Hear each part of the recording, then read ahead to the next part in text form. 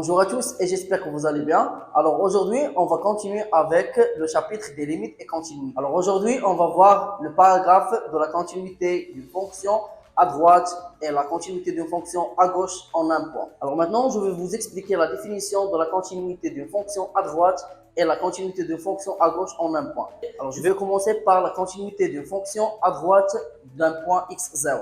Alors, soit f, d'après la définition, soit f une fonction définie sur un intervalle de la forme x0 plus alpha, tel que alpha appartient à R3+, c'est-à-dire alpha est un nombre strictement positif. Alors, on dit que f est continu si on a la limite lorsque x tend vers x0 plus de f de x égale f de x0. Alors, je vais vous expliquer maintenant la définition. Alors, pourquoi on a choisi l'intervalle x0 plus alpha? Tel que toujours alpha appartient à R3+, c'est-à-dire un nombre qui est strictement positif. Alors pourquoi on a travaillé sur cet intervalle? Parce que lorsqu'on veut calculer la limite, lorsque x tend vers x0+, il faut que x varie de cette côté, c'est-à-dire x vient de cette côté, c'est-à-dire x varie dans un intervalle de cette forme et vient de cette côté de x0. Alors lorsque x vient de cette côté de x0, ça sera la limite lorsque x tend vers x0+, de f de x. Et on va vérifier est-ce qu'il est égal à l'image de x0 par f, c'est-à-dire f de x0. Si on vérifie ça, on dit que f est continu au point x0 à droite, c'est-à-dire plus. Par exemple, on a x0 ici et on a x0 plus alpha ici. On a l'intervalle de cette forme. Donc, x est un point qui prend les valeurs dans cet intervalle. Donc, pour calculer la limite, lorsque x tend vers x0, x vient de cette côté, c'est-à-dire vient de côté droit. Alors, c'est la même chose pour la continuité à gauche en un point x0, mais ici, on va travailler sur l'intervalle de la forme x0 moins alpha, x0 fermé. Donc, on dit que f est continu sur un intervalle de la forme x0 moins alpha x0, sachant que x0 est un nombre strictement positif. Alors, on dit que f est continu au point x0 à gauche si la limite lorsque x tend vers x0 moins de f de x vérifie égale f de x0. Donc, je vais vous expliquer pourquoi on a choisi cet intervalle, parce que, comme j'ai dit en avant, lorsqu'on veut calculer la limite, on a ici, par exemple, l'intervalle de cette forme, on a ici x0 et on a ici x0 moins alpha. Donc, x pour tend vers à x0 pour calculer la limite lorsque x tend vers à x0 moins, c'est-à-dire x vient de cette côté. Alors, c'est-à-dire que x vient à x0 de cette côté, c'est-à-dire vient, on dit que x tend vers x0 moins de f de x. On va vérifier est-ce que la limite lorsque x tend vers x0 moins de f de x, ça sera égal à l'image de x0 en cette point par la fonction f. Donc si on a vérifié ça, on dit que f est continu au point x0 à gauche.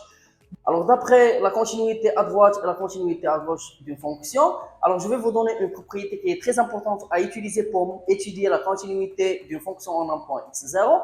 Alors si on dit que f est continu en un point x0, si et seulement si on a la limite lorsque x tend vers x0 plus égale à la limite de f de x égale à la limite lorsque x tend vers x0 moins de f de x égale à f de x0. Alors maintenant, je vais vous donner un exemple pour l'étude de la continuité d'une fonction à droite et à gauche en un point x0, dans ce cas égale à 0. Alors la fonction elle est définie en deux parties. La première partie est définie par 3 moins x au carré lorsque x est négatif.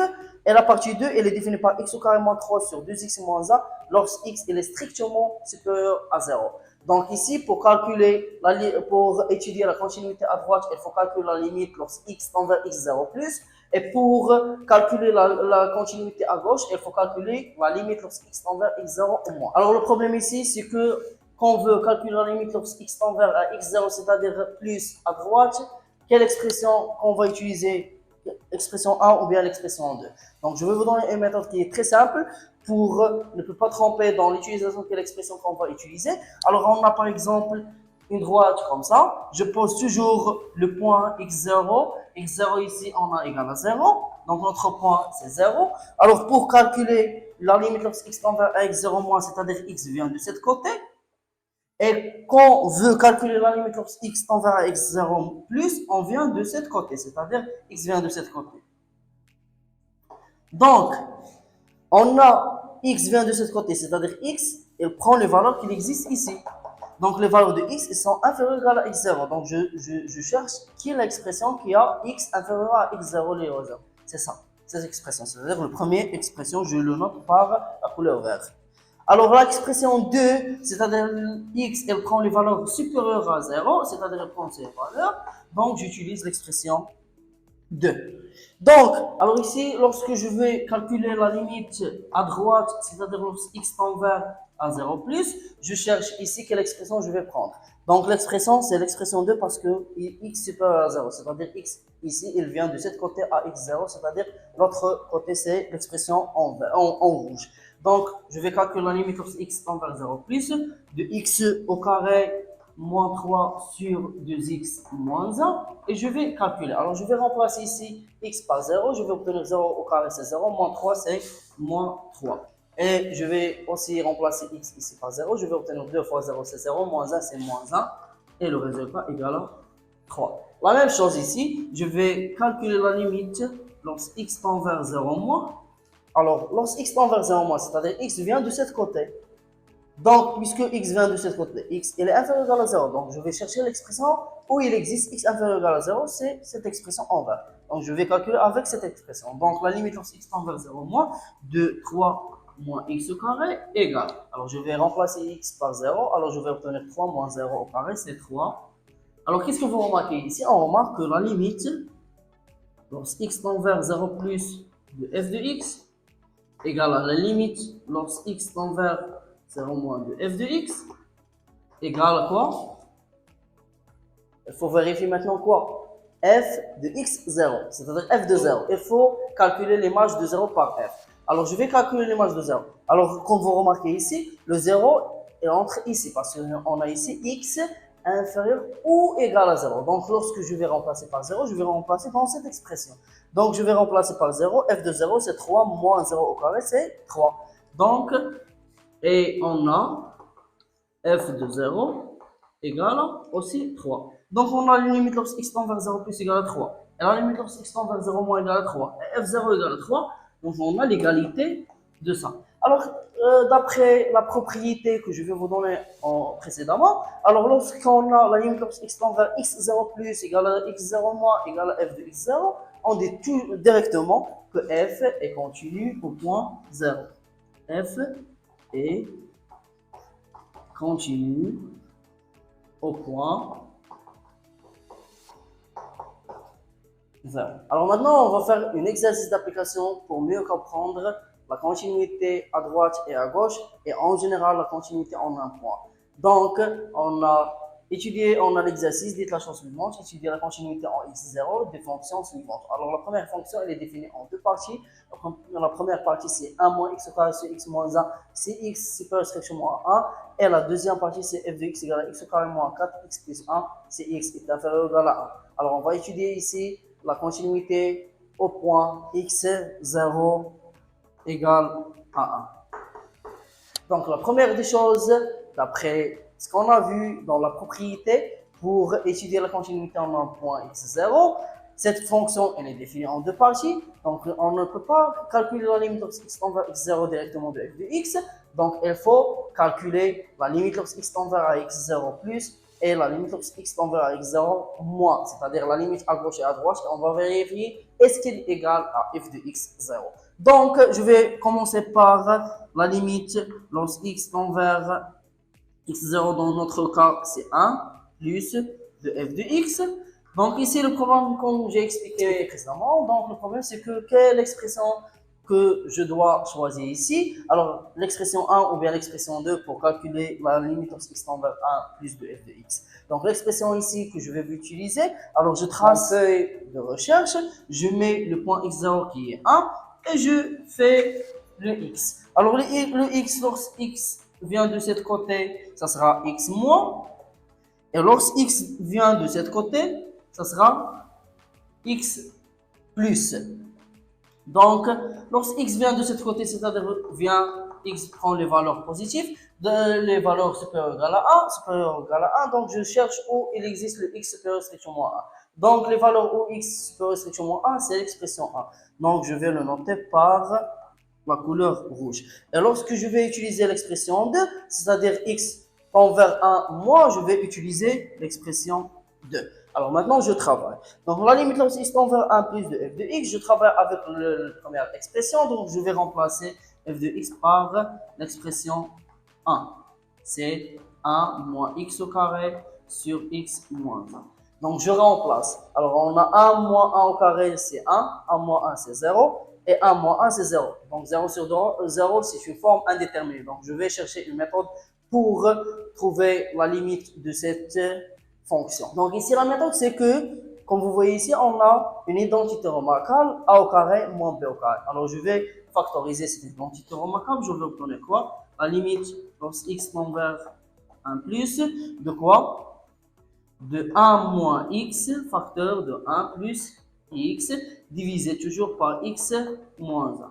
Donc égal, c'est la limite, lorsque x toujours tend vers 1 plus, de quoi? Donc comme vous voyez ici, on a ici 1 moins x et on a x moins 1.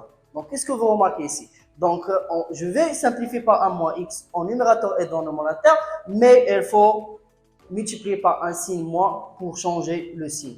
Donc pour changer le signe ici, pour obtenir x moins 1, alors il faut multiplier par un signe moins. Je vais expliquer ici dans cette étape. Donc je vais multiplier par un signe moins et je vais obtenir x moins 1. Parce que si je vais développer ici, je vais distribuer moins ici, je vais obtenir moins x plus 1 et je reçois 1 moins x. Donc multiplier par 1 plus x et je vais divisé par x moins 1. Alors ici, qu'est-ce que vous remarquez? Je vais simplifier par x moins 1 et je vais obtenir quoi? La limite, lorsque x tend vers 1 plus, de quoi? Moins 1 plus x. Moins 1 plus x. Alors ici, je vais remplacer. Alors lorsque x tend vers 1, 1 plus 1, c'est 2, avec un c'est moins, égale quoi? Alors la limite, lorsque x tend vers 1 plus 2, f de x, ça va être égal à moins 2. C'est clair? Donc maintenant, je vais calculer la limite à gauche. Donc la limite à gauche, je vais travailler avec l'expression 2. Pourquoi? Parce que lorsque x tend vers 1 moins, x il est inférieur ou égal à 1 moins. 1. C'est-à-dire x inférieur ou égal à 1, donc je vais utiliser cette expression. Donc la limite, lorsque x tend vers 1 moins, de f de x égale à la limite, lorsque x tend vers 1 moins, de quoi? De x au carré moins 4x plus 1. De x au carré moins 4x plus 1. Alors je vais remplacer x par 1. Alors x, lorsqu'on prend la valeur de 1, elle va être 1 au carré, c'est 1. Moins 4 fois 1, c'est moins 4. 1 moins 4, c'est moins 3. Plus 2, c'est moins 2. Alors, comme vous voyez ici, on a la limite à gauche égale à la limite à droite, mais il faut calculer l'image de 1 par f. C'est-à-dire il faut vérifier f de 1 égale à quoi? Donc, pour calculer l'image de 1 par f, on va utiliser quelle expression? Cette expression ou bien cette expression? Bien sûr, je vais utiliser cette expression parce qu'on a ici l'égalité de 1. On a x inférieur ou égal à 1. Donc, lorsque je vais remplacer x par 1, je vais obtenir moins 2. Donc, d'après la propriété qu'on avait précédemment, on a la limite, lorsque x tend vers 1 plus de f de x, ça va égal à la limite lorsque x tend vers 1 moins de f de x, qui est égal à f de 1. D'où la continuité de f en x0 égale à x0 égale à 1. Alors, la deuxième question, on a la fonction qui est définie par les trois expressions. On a f de x égale à moins racine de 3 6 de x plus x si x supérieur strictement à 0. F de x égale à cette expression si x est inférieur strictement à 0. Et f au point 0 égale à moins racine de 3 sur 12. La question ici, c'est qu'on va étudier la continuité en point x0 égale à 0. Donc, la première des choses, je vais calculer la limite à droite et la limite à gauche. Donc, avant de calculer la limite à droite et la limite à gauche, j'ai dit, il faut tracer une droite dans votre feuille de recherche. On met ici le x0 dans notre cas, c'est 0. Et je cherche quelle expression je vais travailler avec elle pour calculer la limite à droite et la limite à gauche. Alors, lorsque x vient de ce côté, c'est-à-dire x prend les valeurs supérieures à 0. Alors, qui est ici les valeurs supérieures à 0? C'est la première question, c'est cette expression. Donc, les valeurs qui viennent de ce côté, c'est-à-dire les x inférieurs prend les valeurs inférieures à 0. Il existe les valeurs x, les valeurs inférieures à 0, avec cette expression, la deuxième expression. Alors ici, lorsque je vais calculer la limite lorsque x tend vers 0 plus, je vais travailler par la première expression. Et lorsque je vais calculer la limite lorsque x tend vers 0 moins, je vais travailler par la deuxième expression. Donc maintenant, on va travailler avec la limite lorsque x tend vers 0 plus de f de x. Donc comme j'ai dit ici, lorsque je vais travailler avec 0 plus, je vais utiliser l'expression a. Donc l'expression a, c'est moins racine de 3 sinus de x sur 12 de x. Donc moins racine 3 fois sinus de x divisé par 12x. J'ai oublié ici la limite, je vais écrire la limite, lorsque x tend vers 0 plus de moins. Donc, je vais vous donner un petit rappel ici sur les limites des fonctions trigonométriques. On a la limite lorsque x tend vers 0 de sinus de x sur x égale à 1. Donc ici, il faut faire attention où il existe sinus de x sur x. Alors comme vous voyez ici, on a le sinus de x sur x ici. Donc lorsque x tend vers 0 plus, sinus de x sur x égale à 1. Donc 1 multiplié par moins racine de 3 sur 2, ça va être égal directement à moins racine de 3 sur 12.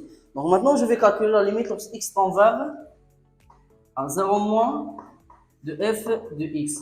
Ça va égal à la limite lorsque x tend vers 0 moins de quoi? De cette expression, parce que x inférieur ou égal à 0. Donc racine de 2 plus cosinus de x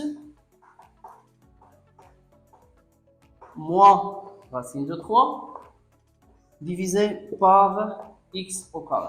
Donc tout d'abord, je vais remplacer. On a lorsque x tend vers 0, cosinus de 0 c'est 1. 1 plus 2 c'est racine de 3, racine de 3 moins racine de 3 c'est 0.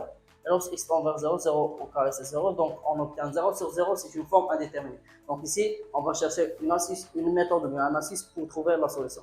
Donc égaler ici la limite lorsque x tend vers 0 moins. Donc l'astuce ici, alors si je vois le racine carré et on a a moins b, donc directement je réfléchis au conjugué. Donc ici, je vais multiplier par le conjugué. Donc je vais multiplier par...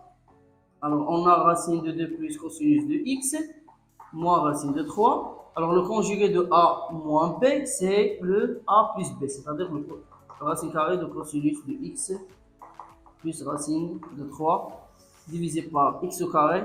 Et puisque j'ai multiplié le numérateur par cette expression, je vais multiplier aussi le dénominateur par la même expression et je vais obtenir racine de 2 plus cosinus de x plus racine de 3 entre parenthèses. C'est clair? Donc ici, je vais simplifier. Alors, d'après cette identité remarquable, la troisième identité remarquable, on a a au carré moins b au carré. Donc, la limite, ça devient, lorsque x tend vers 0 moins, 2 plus cosinus de x moins 3, divisé par quoi? Par x au carré facteur de racine de 2 plus cosinus de x plus racine de 3. Donc 2 moins 3, c'est combien? C'est moins 1. Donc on a la limite lorsque x tend vers 0 moins 2 cosinus de x moins 1 sur x au carré fois 2 plus cosinus de x plus racine de 3. C'est clair? Donc, qu'est-ce que vous remarquez ici? On a la limite lorsque x tend vers 0 moins de cosinus de x moins 1 sur x au carré fois une expression. Donc, d'après les limites usuelles des fonctions trigonométriques, on a la limite lorsque x tend vers 0 moins de 1 moins cos de x sur x au carré égale à 1 demi. Donc, pour obtenir 1 moins cos de x, il faut factoriser très simplement par 1 sin moins. Donc, on va obtenir la limite lorsque x tend vers 0 moins de 1 moins cosinus de x sur x au carré fois 1 sur cette expression. C'est l'expression, c'est racine de 2 plus cosinus de x plus racine de 3. Donc maintenant, je vais remplacer. Alors, lorsque x tend vers 0, 1 moins cosinus sur x au carré, ça sera 1 demi. 1 demi fois 1, c'est moins, c'est moins. C'est clair, c'est moins 1 demi. On a ici 1 sur cosinus de 0, c'est 1, 1 plus 2, c'est racine de 3, racine de 3 plus racine de 3, c'est 2 racines de 3. Donc le résultat, c'est quoi? C'est moins 1 demi fois 1 sur 2 racines de 3 égale à moins 1 sur 4 racines de 3. Donc, comme vous voyez ici, je ne vais pas arrêter ici parce que je n'ai pas obtenu le même résultat. Mais je vois ici qu'on a un racine dans le dénominateur. Je vais multiplier par un racine de 3 en dénominateur et numérateur. Je vais obtenir quoi? Moins racine de 3 sur 4. Racine de 3 fois racine de 3, c'est 3. 3 fois 4, c'est 12. Donc, qu'est-ce que vous remarquez ici? On marque que la limite, lorsque x tend vers 0 plus égale à moins racine de 3 sur 12, égale à la limite, lorsque x tend vers 0 moins, c'est moins racine de 3 sur 12, égale à f de 0, c'est moins racine de 3 sur 12. Donc, tout simplement, on conclut que f est continu au point x0 égale à 0.